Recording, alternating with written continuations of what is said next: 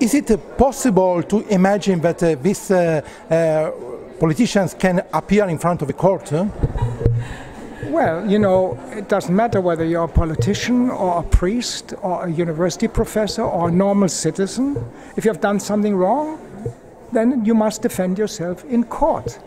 Therefore, the demand by the people like the Stop the War Coalition that those who were involved in deciding for the war in Iraq in 2003 and even before the sanctions of 1990 in the form in which they were implemented should now be held accountable for what has happened. And therefore, there's no question in my mind, if we take law seriously, whether it's national law or international law, everyone before the law is the same. Whether it's Tony Blair or a normal citizen in the streets of London or in Germany or wherever, you are held accountable for what you're doing. In particular about Iraq, the wrongdoing, what is, and the possible crimes committed in Iraq.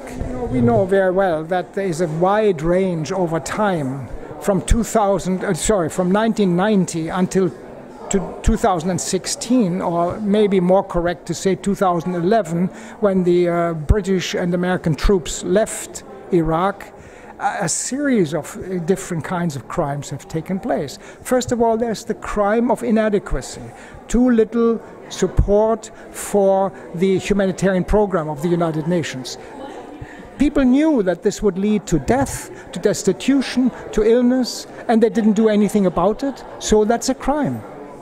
Then came the invasion, the war, that was illegal, that was a crime. Why was the war illegal? Because the UN Security Council had not given any green light to move militarily into Iraq. There was no reason for that. There was no factual reason. There was no threat. The intelligence community all over the world knew that there was no threat. Iraq couldn't be dangerous anymore. And so the Security Council was not prepared to sanction a war. And therefore, the war did not have the support of the Security Council, and that made it illegal. Could a British court summon also George W. Bush or Dick Cheney? But of course. Any court, and Britain has the universal jurisdiction clause, and therefore it could. But the first case to be tried should be that of your own politicians. In your opinion, Tony Blair should be jailed?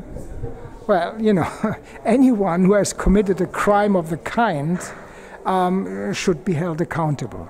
What that means in terms of prison sentence or whatever, I don't want to pronounce on this, but I do want to say that he is as guilty as anyone else is who did something of this kind.